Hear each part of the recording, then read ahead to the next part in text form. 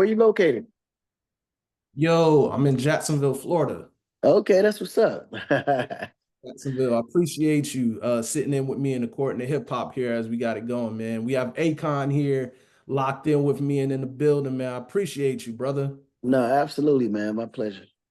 Man, I was taking a listen a few times to your new record, Beautiful Day. And with the climate of the country and everything right now, man, it seems like to be a record to give a boost to anybody who's feeling down or just giving them some optimism from going forward, man. So it's like perfect time.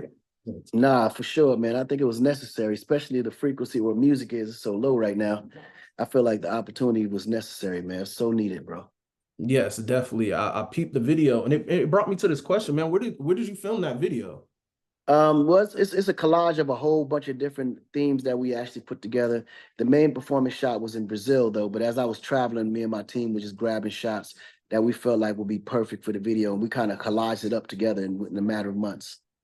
Got it, got it. Yeah, I'll check Yeah. it out. And I'm looking at the locations, and I didn't know if you was in Africa or if Yeah, you. yeah, I it's know where everywhere. all It's of this all was, over, man. man. The visuals, it just went along with the song beautifully, man. And it's a good record, man. It's a feel good record, and it gives that feeling of just feeling good and just having that peace and what it feels like for people to come together and just move on and have a good day, man. It's a good record. No, absolutely, man. It Absolutely.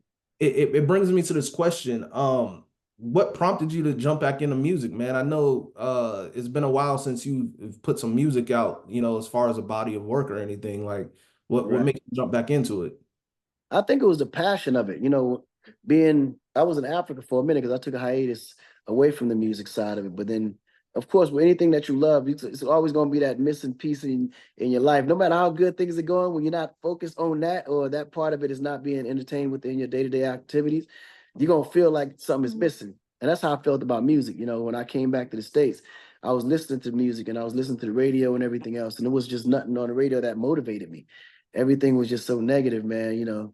Yeah, It's like I'm watching the content of all the music and seeing the repercussions of it. I'm seeing all these drill rappers dying, and it yeah. was just a lot. And then on the girl side, female side, I feel like this probably been the most vibrant for female MCs ever in hip hop. I've never seen so many girls put on in hip hop doing it so big in hip hop, but I feel like there was an opportunity that they was also missing because all they was talking about was ass and titties.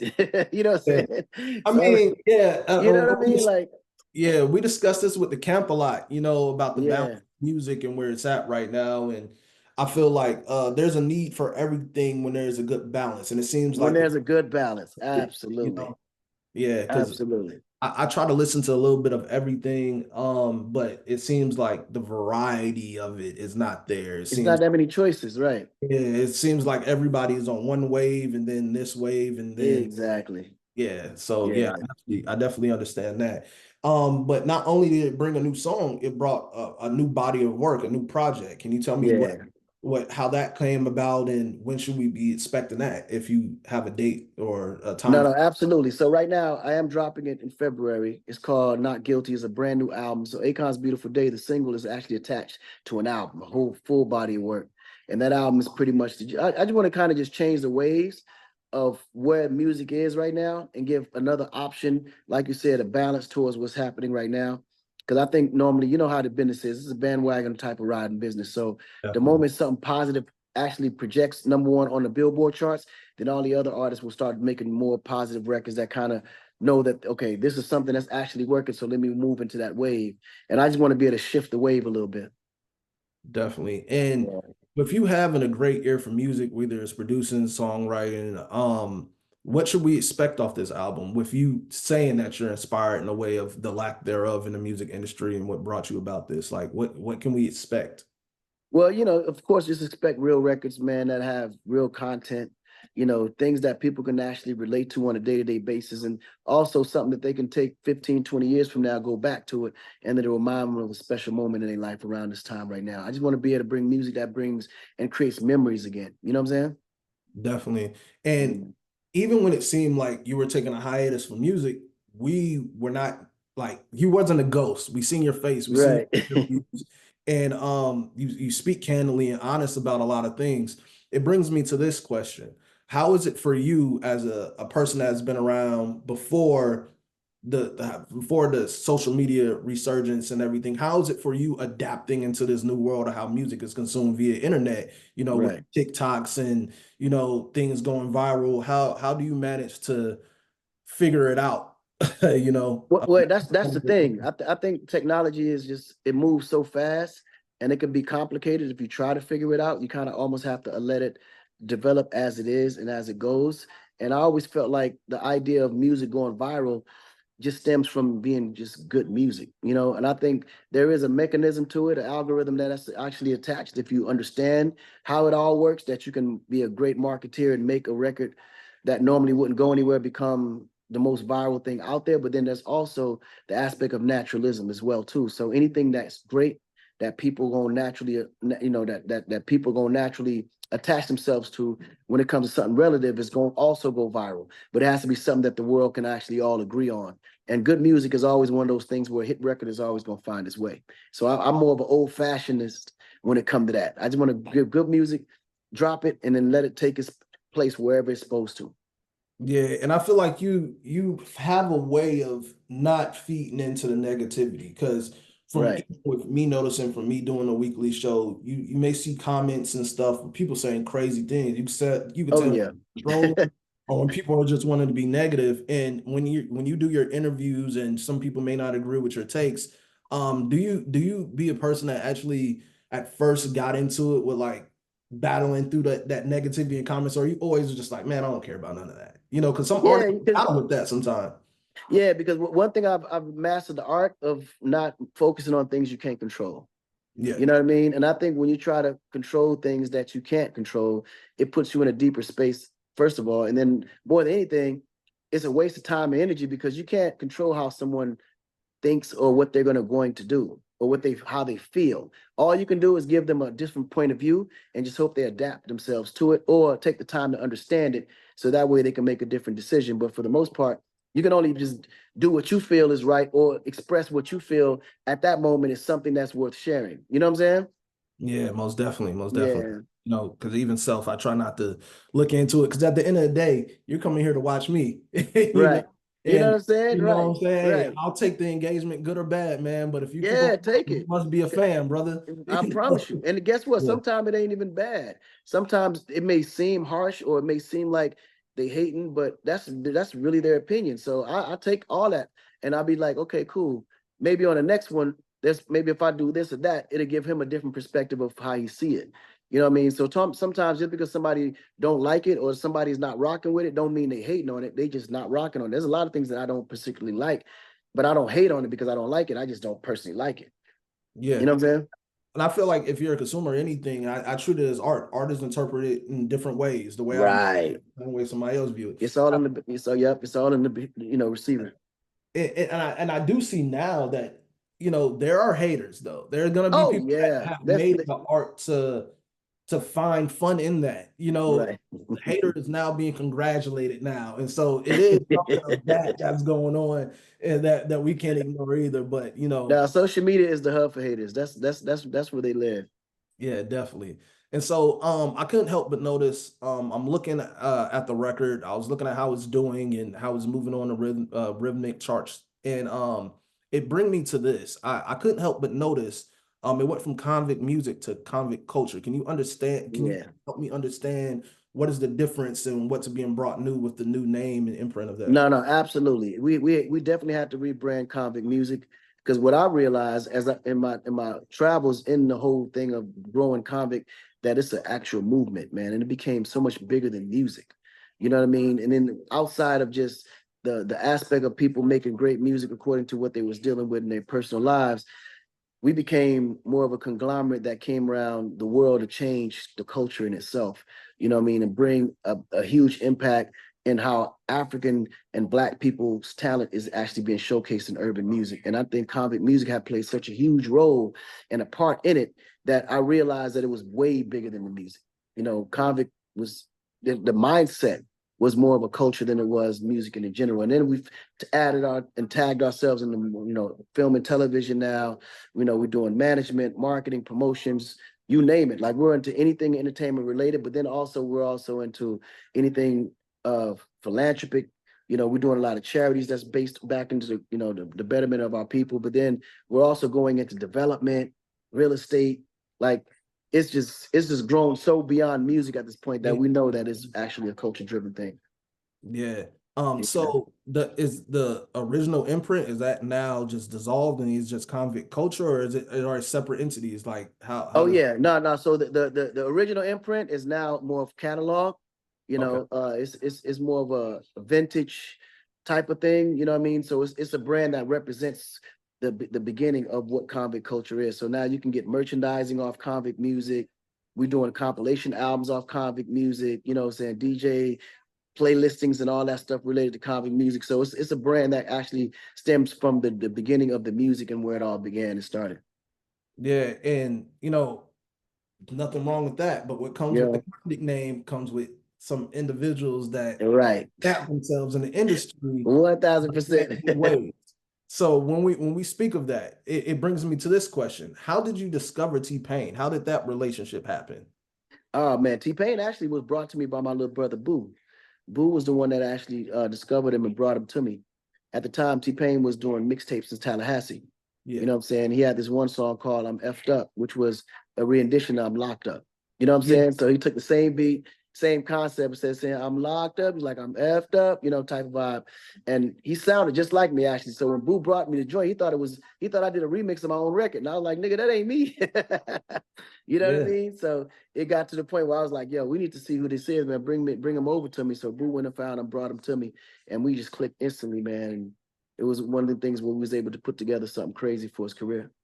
Yeah, that's dope because like Yeah, Florida, T-Pain is like a legend here to us. And I've no, had for sure. fun of being in Tallahassee because I attended and graduated from Florida A&M University, Oh, fam. that's dope. So like we know what the impact of what T-Pain is and what he means to the game and his early works from him being with the nappy heads Nappy, and yeah, Nappy Boys, solo right? artists. Like, man, there's always much love to T-Pain, bro. No, Uh, that's what's up. That's yeah, what's up. yeah, definitely. And so with that being said, I have another question for artists. How did you discover Lady Gaga? Yeah, Gaga that was an interesting one because she was already on Interscope when I closed my deal over at Interscope. Um, so that was a bone that Jimmy Iovine threw to me because that was something I actually was passionate about. As I was writing songs for the Pussycat Dolls, I had needed a co-writer, and Red One, which was a producer that I had just signed at the time, had recommended Gaga. So as we finished the song, Gaga went in to actually go ahead demo the song out for the girls to preview. And man, I was like, man, this girl's a star. Like seeing her record that, I was like, there's no way the Pussycat Dolls was gonna deliver this record the way she did. And that's when she came out the booth, and I offered her a deal to sign to me over at Interscope, and she gladly, accepted. And then from there, I mean, we just made history, man. We stayed in the studio, did her whole album in an hour. I'm sorry, in 30 days. And within the hour, me and Jimmy had the conversation, presented the album to her, and man, it just took off. You know what I'm saying?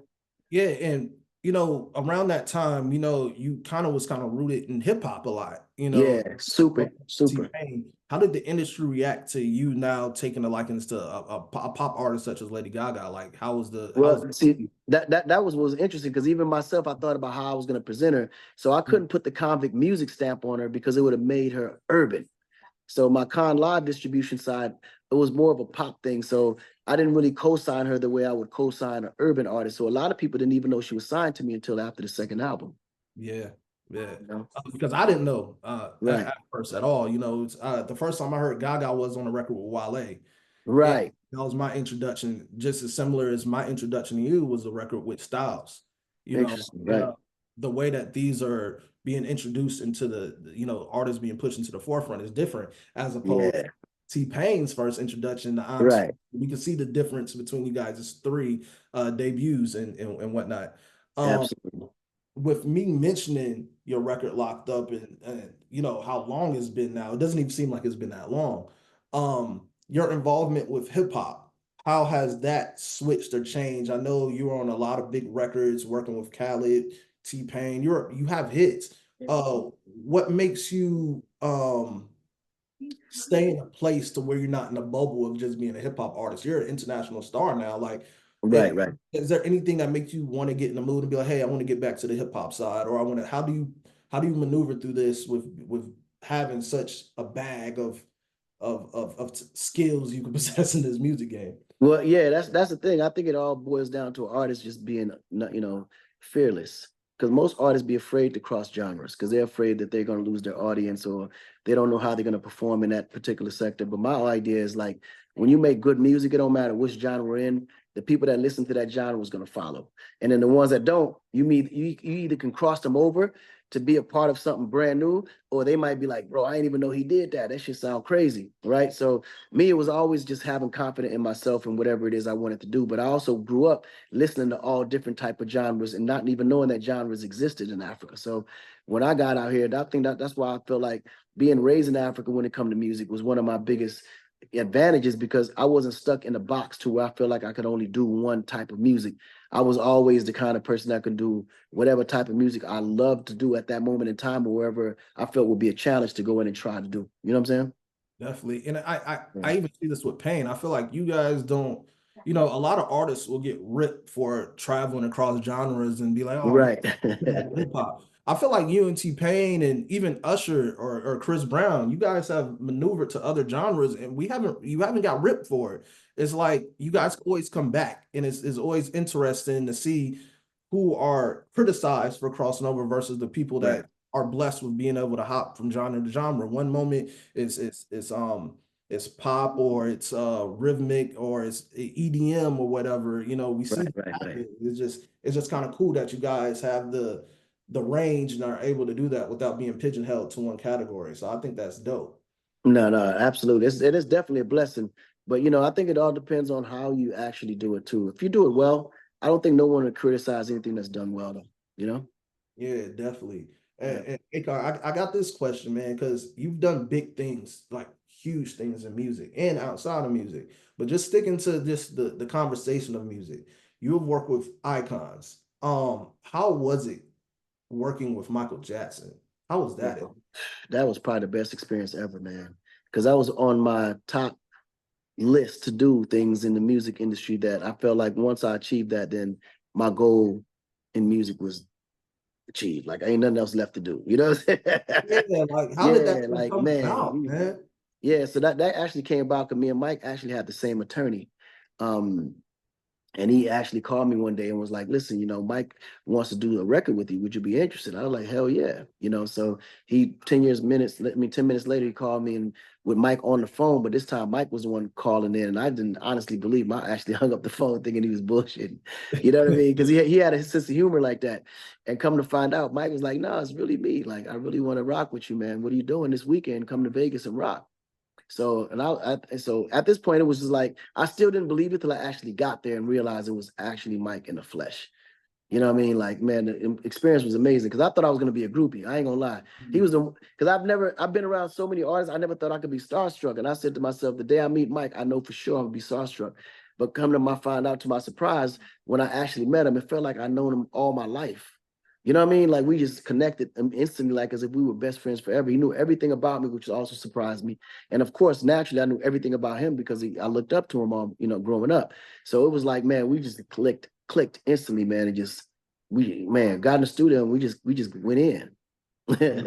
Oh, like you're in the studio with Mike. Is he a perfectionist? Like, was he a guy that just like had it one way, or was he really open to the collaboration of taking, ways of seeing it from your point of how to get a record Yeah. done? How were those dynamics? Man, that was the most surprising thing. And then that was after that experience, I realized why Mike was as big as he was. Because he Mm. had no ego whatsoever. He's a perfectionist, but not to the point of being detrimental to your career. He really was like, no, whatever comes with it, allow it to be. Like he was one of those, and he would try literally any and everything that I asked him to try without even giving me no back talk, no confrontation. He would just he in his mind, we won't know unless we try it. You know what I mean? So he was probably the easiest artist that I ever worked with in the studio, 100%. That's dope. Not a lot of people can say they work with Mike. Man, You know, I'm telling you. so like I know for some people they'd be like, man, I work with Mike. Hey man, I'm good. But Right. after that, how did you view yourself as anybody else you want to work with? Now it's like some people they might have the ego, man, I don't work with Mike, man. There's no, so Right. it's swagger to him. How after that, was there anybody else that you would love to work with or haven't had the chance to work with that you would like to, or because Man. Mike is up there, man. Like, No, Mike is up there, but I think going because it was after Mike, I started working with more legendary artists. Because then after that, I got the opportunity to work with Whitney Houston. You know what I mean, and did her last single, and then I got the opportunity to work with Lionel Richie, and got those records out the way. And then I met the great Quincy Jones, and he became my mentor, and I was able to work with him. So Mike kind of opened the door for me to work with all the legends that I grew up listening to, that my parents introduced me to. mhm, You know what I mean? So it was a different level of industry that I started tapping into once I got tapped in with Mike. You know what I'm saying? and rest in peace, Quincy Jones, man. Yeah, for sure, man. He was the GOAT. Yeah, so that's dope. And you say you work with legends. Here's a guy who's a legend in his own right in hip hop. How did the collaboration with you and Eminem come about? Oh man, that was crazy. Actually, believe it or not, Obi Trice was the one that kind of put that one together. You know what I'm Yeah. saying? Because I always wanted to work with my with Eminem, and he always wanted to work with me. So it was almost like a quiet trade off in a way, like, I'm gonna do it for you, but you got to connect me with M type of thing. But we didn't even have to have that conversation. He always, from the moment we locked, he's like, bro, I got to connect you with M. Y'all two got to get in, man. Y'all two got to get in. So after I did that record for him, it's called Snitches. He just, I flew out to Detroit to go rock with him just on some humbug, and he took me to the studio to go meet with him, and me and him just connected, man, and we came up with, with Smack That. Oh man. Okay. So you do these big things in music and you are collabing with these big names and you are establishing yourself. You have the footprint in the game. What makes you say I want to go to the next step outside of music? I see your efforts in philanthropy and things you're doing with in Africa and the lights and all. Right. What makes you say, let me take a step out of music and find something that's more important I want to focus on that could leave a lasting impact on these people? Like, what motivates you getting to that next step outside of music and pushing in those efforts as much as you do? Well, actually, those are things that I always wanted to do, but just didn't have the resources to do it. So Mm. what happened was music became what opened the doors to be able to do it, and also became the means to be able to do it. Because that was always in me before even music. I was always someone that always felt like I was brought on earth to bring people together, and utilize myself as a beacon to help, God on certain paths. You know what I'm saying? So the music only accelerated the kind of things that I wanted to do, and also expanded the broadness of what I could do. You know what I mean? So I think the music was the blessing that was attached to me, so I could be able to do more philanthropic stuff. But then when I got there, I realized there was a lot more work that I could actually be a part of, especially when it comes to development and electricity and clean water programs. And it was just so much that I had access to be able to do, that was easy now to be able to do because of who I was, that I just opened all them doors and took advantage of everything. Yeah, dope. Yeah. I want to spotlight that. I don't want to minimize that. So I want to stay on this here because I think this is important. Um, with the electricity that you're providing and the efforts that you're speaking of in philanthropy, what is the next thing that you want to look to that you want to improve or want to help with or even start if it's not even there? What is those next efforts that you're looking into? Um, I think, when I get older, I'll probably step into the political realm. I think that politics is probably going to be the next stage after I'm more mature. I'm out of the music aspect of it. And then I have a huge audience already that knows where my heart is and know that I want to be able to do the right thing for the right people. But I think to make changes, you actually have to be inside playing the game. And I think for Africa specifically, we need more honest leaders. We need more, people that think more selfless, that think more about the people than versus themselves. And I think politics is like that no matter where you go, but in Africa, it's pretty severe. And the reason why Africa hadn't developed in such a long time was because of the corruption that was happening over there. So I want to be able to go there and change some policies and make things more comfortable for people to live in. Yeah, definitely. And we see throughout the years, even the American view of Africa is starting to change. Right. You have individuals like yourself, or even these Afrobeat artists are now Yeah. bringing normalcy into what was looked at differently from the Absolutely. from Africa, and I think that's dope.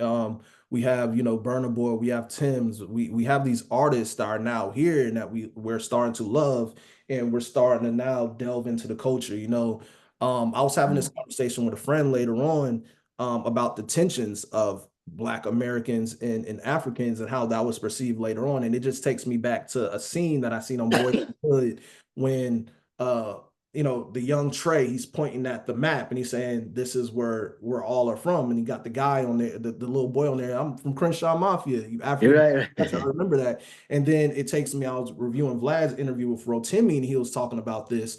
And it's such a touchy subject. And we seen how it came around with Tyler and how they try to rip her, what's going on. How do you view those tensions with American Black individuals and, you know, the native Africans? Where do you think those tensions come about, and do you see that still being a thing of today? Yeah, I think it's still a thing of today, but not as severe as it used to be. And I Mm, think a lot of it, of course, as you know, is lack of education yeah. and them, kind of feeding us the wrong, you know, information to an extent, all the way down from the beginning of school and the curricular of not showing Black history and kind of giving us that idea that history for Black people started during slavery, and we're not getting the full, capacity of information that we should have to know who we are and understand us ourselves as a people. So that ignorance kind of plays in our day to day, right? So we got to be the ones that kind of explore further. I think internet helps a lot to be able to get us that information. And one of the reasons why I started focusing in Africa with the entertainment aspect and building the Afrobeat scene and showing a different level of it, showing people that Africa is not just about jungles. Yeah, we have luxury cars there. We have also mansions, and we have a lifestyle that's actually very vibrant, where you do have obviously a poverty-stricken area, but then you have a more wealthy area too. Like everywhere you go, there's going to be a hood and there's going to be the luxury, right? So Right. Africa's no different. And I think people didn't realize how modern Africa was. And my thing was, let's promote Africa the way US have done it. Let's do it through lifestyle. Let's do it through entertainment. Let's do it through music. Let's do it through sports. Let's, shoot our music videos and show the modern aspect of how we living today so the world can see it. And then when you got, you could say platforms like YouTube where people are now looking into it, searching and getting more information about it, it's spreading the information a lot broader and faster than it would have been through the television networks that was controlled by the powers that be here in America that wanted us to be blind and ignorant. You know what I mean? So in time, it's going to change. As you can see, it is changing. Yeah. But for the most part, the mentality of it, of our people, has to be the one that we reflect, and we got to be willing to change our mindset to know that what we've been taught is not all correct, and we got to go find the truth ourselves.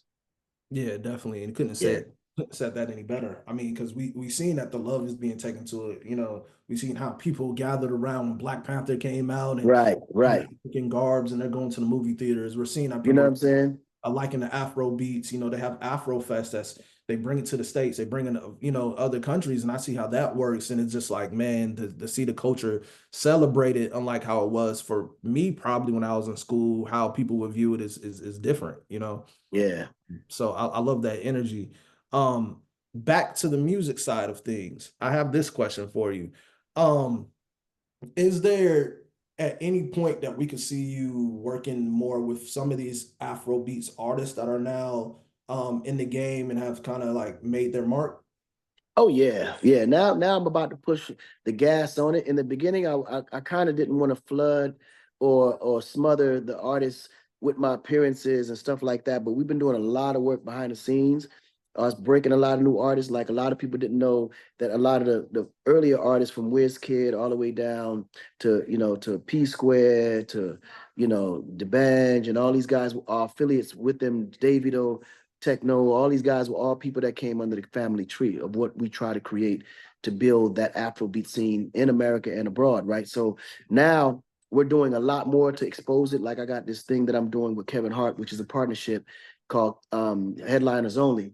And I'm doing all the music aspect of Headliners. Of course, he's doing majority of the comedy stuff, but he's the first one that we was able to get out was the one with him and Chris Rock that's been picked up by Netflix. So check it out when you get a minute. The second one is music related, and it's me and Burna Boy. You know, Oh, so the idea is you grab two icons that pretty much tell their stories, and then we pick out all the familiarities and the good, the bad, and the ugly of our successes, and then we follow it up with a huge performance, right? So it's really a entertainment type of picture that allows us to also get to know the artist and the man and the myth and everything that comes around it that you probably much be curious about. And then we go in and pair up two other icons in the next episodes. And so it's going to be a whole bunch of episodes done that way. But that's one of the platforms that we're using to actually expose the music. But for the most part, there's a lot of new artists that we'll be putting out as well on the Afrobeat side. One of them is such as Amira, who's actually based out of Virginia, but we have her doing straight African culture, spend time in Africa, learn the history, learn the music, learn the vibes of it, and then she's actually going to come out as an Afro pop artist. So to kind of blend the two sides, the two cultures, to let them know that it ain't really went nowhere. Just because you're in America don't mean you ain't got that wave. You know what I mean? Like when you hear it, you won't even know that she's not from Africa. It's going to trip you out. But it's in yeah, her man. naturally. It's in her blood. Yeah, that Afrobeat sound, man, and just the good beat. Yeah, I love what Burna Boy is doing. I love what Tim's is doing. I mean, I love Tim's records, man. There's something about her right. beats. And then when she collabs with hip hop artists, it's dope. I like, It takes it to another level. Right. yeah, it just sounds great, man. So, you mentioned you have the headliners only, and I know previous in this conversation you mentioned things that you're doing within film and television. What else should be coming down the works in that realm? Yeah, we got a lot of projects from a film and television perspective that I'll be announcing real soon. I Okay. noticed that normal times when I announce something previously or prematurely, it goes all over the place, and then when we ain't ready, then we get hit for it. But don't worry, Definitely. I promise you, I'll let you know the moment we get that ball rolling. All right, bet. Yeah, I can appreciate that, man. Because I keep up with a lot of things in music, a lot of things outside of music, and sometimes we get caught up with too much outside, and we can't separate the art from the individual sometimes. 1000%. When you are now, you're an artist, you're a person of philanthropy, you're a producer, you're a songwriter. Um, if you could take yourself outside of that and view the game, uh, who can you say is your top five MCs? MCs, Yeah. I would probably say um, top five in no specific order. I just like the No order. vibes. Yeah. I would say Future, Kendrick Lamar, Drake, um, what's that, three? Yeah. Kendrick Lamar, Future, Drake. Yeah. Um, um, I like Roddy Rich Okay. and possibly, and I'm thinking more of my generation moving forward. And I would definitely wouldn't leave out Eminem for sure. Got you. Got you. He just Yeah, when they shared out that did pretty well, man. yeah, Spitting at a high level. So yeah, that's dope. And that's a question we always ask people. right, I know people rip me. We have this long going thing on the platform where we were talking about Nas and Jay, and I'm on the Jay side. And right. people rip me and I say who my top five are. And that's where it always get chippy, man. Hip hop fans, man, Well, I mean, because you got to think hip hop is so broad. Just yeah, because you don't name them, don't mean they aren't great. Like it, everybody, it's just a style that you fancy the most. Like everybody has a specific style that they lean in. Like me, I'm more of a melody guy. So I'm like, I'm surprised I ain't even add Young Thug to that because I like Thug too and where he goes with things. You know what I'm saying? So yeah, so it's so many that you really can't even. I think five, you kind of putting yourself in a position because it's hard to just mention five and leave out more greats. You know what I mean? Like hip hop has been one of the most blessed genres where you have so many great artists. It's hard to mention them without mentioning 2025 of them, and you still have another 150 left to go. You know what I mean? definitely. And just musically, what would you say now reflecting on your career, that's it's still going, but reflecting on the work you have done, what would you say is your biggest accomplishment that you're most proud of in music? In music, I think my biggest accomplishment is probably breaking Lady Gaga. You know, I think that was probably the biggest challenge in my career because I was coming from such an urban space and then working with such a pop icon that the world didn't know existed then. So I had to find the best way to do it without putting my stamp on it and still giving it the credibility that it needed to actually be successful. biggest accomplishment. I dig that. I dig that. That Yeah. did put you in another realm, Akon, man. Like we now start to see Akon the mogul, Akon the businessman. Right. And you know, I always like to see that transition from artist to now being there and still being able to dabble into being an artist and get busy in that realm too. I think that's how you extend a career, and I think that's how we get blessed with more acts later on coming down that tree. Um, Absolutely. with that being said, just musically speaking, right? Who do you are you looking for new artists? Are you is that something that you still are motivated to do, being that you Oh have yeah. been Oh doing? yeah. I'm always looking without physically looking. I just allow it to come to me. For a long time, artists just naturally like when I see it, I just know. But when I Mm. go looking, I never find it. I just got to be randomly in this place, and then it just hits me. You know what I'm saying? But I'm always wide open to brand new, talent. Like I said, I built my career off building other people's careers, so I'm always looking for new talent. Dope, dope, dope. So hey, people out there, you looking for talent. Yeah, No yeah, whack stuff. No whack stuff. absolutely, Hey, absolutely, absolutely. um, and you know, we love you for the record that you have with Jeezy down here in the South. Oh man, me When we too, hear man. that Akon and Young Jeezy, You like already know. here in Jacksonville, they go crazy. I'm telling you, they'll still spin that to this day. That's Um, what's up. with that record coming back and you being around during that time, did you ever have a relationship with Meech? Yeah, that's my homie, man. Me and Meech been we've been knowing each other for such a long time. He used to actually take care of my little brothers when I was moving around, and I Mm. took care of his family when he got locked down. So he's attached. He's an attached family for sure. Oh man, that's dope. And we see Yeah, he's on his way out. You know, he's doing this yeah, halfway house thing, but he's out. yep. So it's cool to see he's free, man. So I always had that question personally for me because when we hear that record here, Jeezy still rings off here in Jacksonville, man. There's certain That's artists what's up. that That is their amazing. records is That is still, amazing, man. yeah, doing their thing here. Um, you know, I know you stay out of a lot of drama, man, but you know, when you're looking into the game and you're seeing what's going on, how can you help but not want to speak on it, man? We've seen you on the Vlad interviews. We see questions that he asks and other platforms that ask, and sometimes they may ask those difficult questions. How do you maneuver out of staying out of that stuff sometimes, man? No, I mean some questions are worth answering, but oftentimes as an entertainer, it's always better to be in a neutral position because you never want to take a particular side, especially when all the information is not clear. And one thing about this business is, rumors spread really, really fast. Yeah. So you never really know the other side. Like they say, with every situation, there's three stories. You got her side, his side, and then you got the truth, right? So at the end of the day, until all the information come out, it's always better to just gather the information and then make your comment once all of it is out. But I think sometimes we quick to judge and we quick to take a position before all the information comes out. Yeah, and the reason I asked that question is because I remember a past interview where you mentioned Takashi, and people didn't take well to what you were saying in the commentary around that. And Right.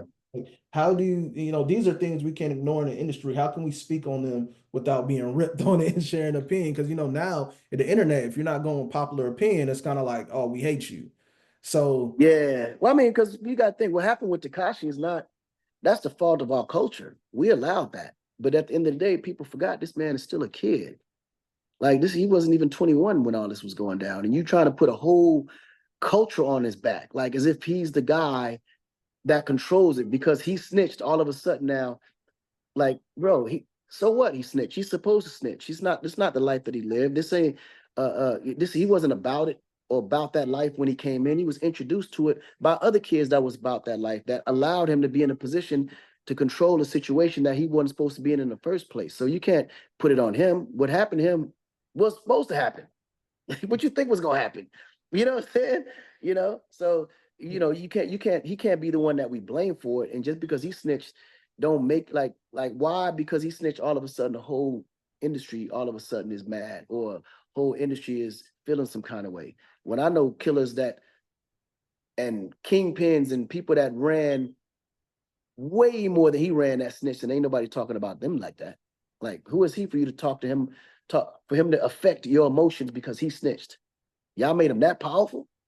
and even for me being a consumer on the outside looking in and being such a hip hop guy, when I'm looking at this guy, I'm like, this guy's a clown. you know, and I'm looking at what He's was an entertainer. yeah, He's an entertainer with colorful hair, like a yeah. suburban kid, by the way. So it's like, what's the point? So when it gets into those conversations, I just wonder how you maneuver with not discussing those, man, because we see a lot of Yeah, artists that may say something, they get ripped, and they, yeah. you know, wish they didn't say certain things. I don't see that coming back and affecting you in a big way. Yeah, no, I mean, I face those things heads on, especially with the Takashi issue, because nobody really knew the truth. And if it was any OG in his position, they would have did the same thing, knowing the information I know. So that's why I defended him. Got it. Hey man, I appreciate you, Akon, man. Man, you got it, my brother. This has been dope. It's been a cool conversation, man. I hope that we could talk to you when the album drop, or we Oh can yeah, no question. We'll definitely lock back in. Absolutely. future. Is there anything you want to leave with the people, man? I know you got Beautiful Day that's out here right now. People go check out the video. What else would you want to leave with the people today, man? Nah, just make sure y'all look forward to know that Beautiful Day is attached to a bigger body of work, and the album will drop February. So look out for that new album, man. It's called Not Guilty. Appreciate it, appreciate it. And as far as the philanthropy efforts, is there anything that you want to get out to the world right now that you would like them to know that you Oh are? no, no. It's everything is pretty much out there, you know. If you want to be a part of it, just log on to acon.com and get all the information. Got it, got it. Yeah. Appreciate you, man. Appreciate you. Appreciate you, brother. That's at According to Hip Hop and me with the Living Room podcast, man. And I appreciate you here. Thank You you. got it.